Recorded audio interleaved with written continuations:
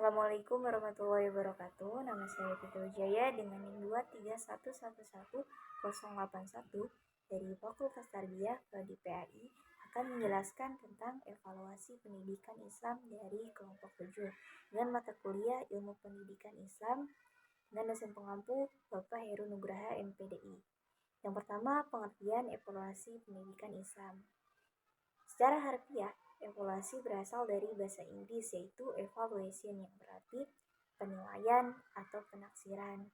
Sedangkan dalam bahasa Arab dijumpai dengan istilah imtihan yang berarti ujian atau hataman, yaitu cara menilai hasil dari proses kegiatan.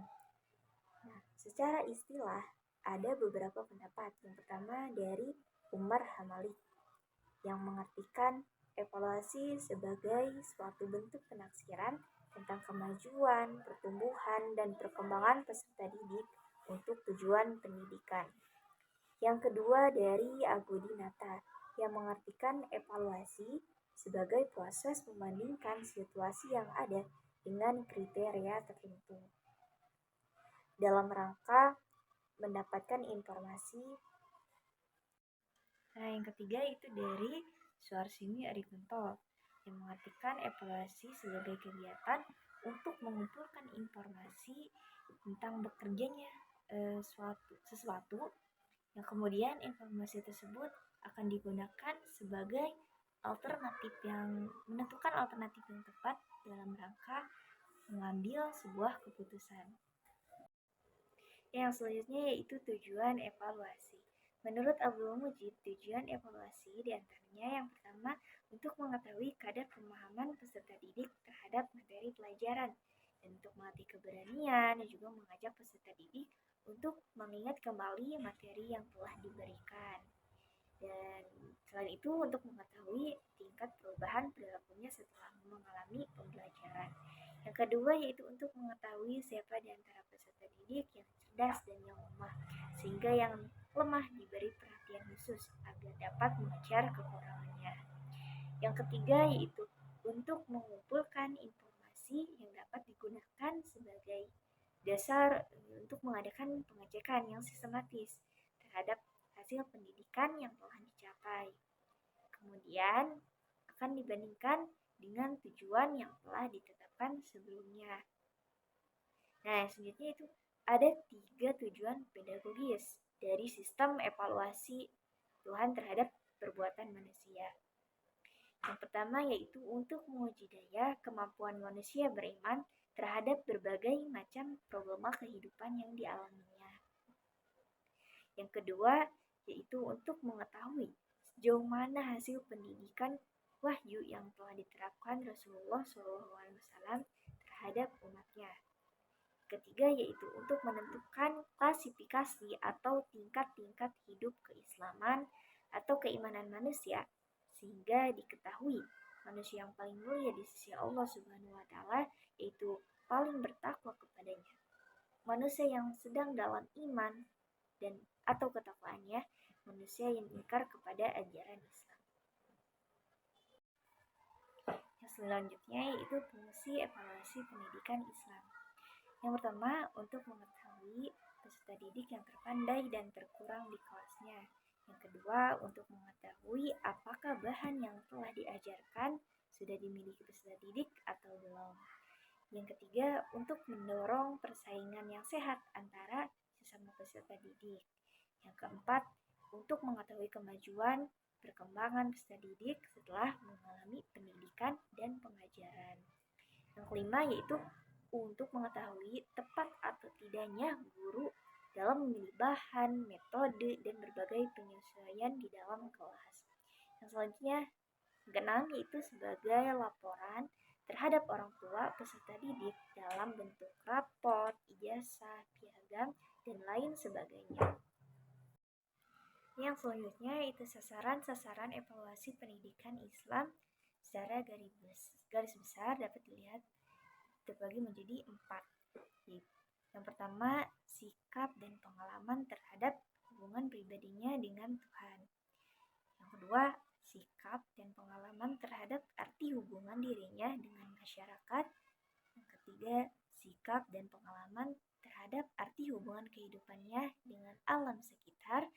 Yang keempat, sikap dan pandangannya terhadap diri sendiri selaku hamba Allah Subhanahu wa Ta'ala, anggota masyarakat, serta selaku khalifah di muka bumi ini.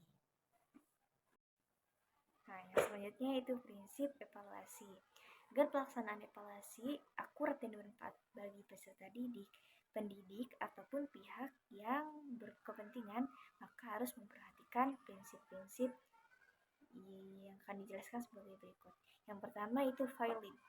Evaluasi mengukur apa yang seharusnya diukur dengan menggunakan jenis tes terpercaya dan sahih. Artinya ada kesesuaian antara alat ukur dengan fungsi pengukuran dan sasaran pengukuran.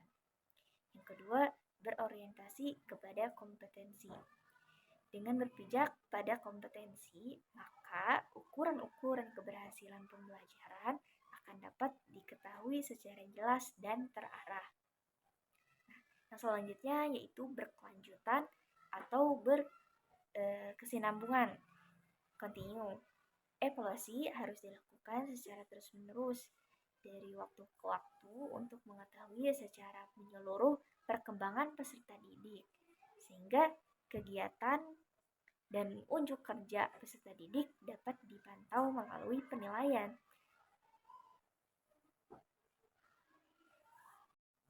Yang keempat yaitu menyeluruh atau komprehensif. Evaluasi harus dilakukan secara menyeluruh, meliputi kepribadian, ketajaman hafalan, pemahaman, ketulusan, kerajinan, sikap kerjasama, tanggung jawab, dan lain sebagainya. Yang selanjutnya yaitu bermakna. Evaluasi diharapkan mempunyai makna yang signifikan bagi semua pihak. Untuk itu, evaluasi hendaknya mudah dipahami dan ditindaklanjuti oleh pihak-pihak yang berkepentingan. Nah, yang keenam yaitu adil dan objektif. Evaluasi harus mempertimbangkan rasa keadilan bagi peserta didik dan objektif berdasarkan kenyataan yang sebenarnya, tidak boleh dipengaruhi oleh hal-hal yang bersifat emosional. Yang selanjutnya yaitu terbuka. Evaluasi hendaknya dilakukan secara terbuka bagi berbagai kalangan, sehingga keputusan tentang keberhasilan peserta didik jelas bagi pihak-pihak yang berkepentingan tanpa ada rekayasa atau sembunyi-sembunyi yang dapat merugikan satu sama lain. Yang kedelapan yaitu ikhlas. Evaluasi harus dilakukan dengan niat yang bersih dalam rangka efisiensi tercapainya tujuan pendidikan dan kepentingan peserta didik. Yang kesembilan yaitu praktis. Evaluasi dilakukan dengan mudah dimengerti dan dilaksanakan dengan memperhatikan beberapa poin. Yang pertama, hemat waktu, mudah diadministrasikan, mudah men-skor atau mengolahnya, dan mudah ditafsirkan. Nah, yang ke-10 yaitu dicatat dan akurat. Hasil dari setiap evaluasi prestasi peserta didik harus secara sistematis dan komprehensif dicatat dan disimpan sehingga sewaktu-waktu dapat dipergunakan. Nah, yang selanjutnya yaitu sistem evaluasi dalam pendidikan Islam. Yang pertama, untuk menguji daya kemampuan manusia beriman terhadap berbagai macam problema kehidupan yang dihadapi. Yang kedua, untuk mengetahui sejauh mana hasil pendidikan wahyu yang telah disampaikan Rasulullah SAW kepada umatnya. Yang ketiga, untuk menentukan klasifikasi atau tingkat hidup keislaman ataupun keimanan seseorang.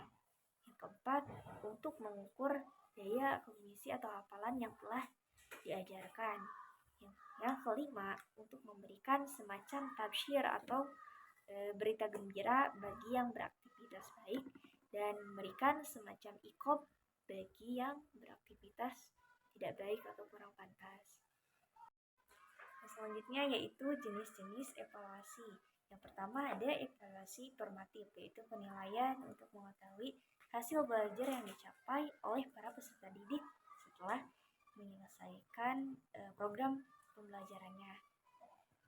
Nah, Yang kedua itu evaluasi SMARTIP, yaitu evaluasi yang dilakukan terhadap hasil belajar peserta didik setelah mengikuti pelajaran dalam satu semester dan akhir tahun untuk menentukan jenjang berikutnya. Yang ketiga itu evaluasi penempatan, yaitu evaluasi tentang peserta didik untuk kepentingan penempatan di dalam situasi belajar yang sesuai dengan kondisi atau kemampuan peserta didik. Yang keempat, evaluasi diagnostik, yaitu evaluasi yang dilakukan terhadap hasil penganalisisan terhadap keadaan belajar peserta didik, baik berupa kesulitan atau hambatan yang ditemui dalam situasi belajar atau mengajar. Mungkin cukup sekian yang dapat saya sampaikan, kurang lebihnya mohon dimaafkan. Assalamualaikum warahmatullahi wabarakatuh.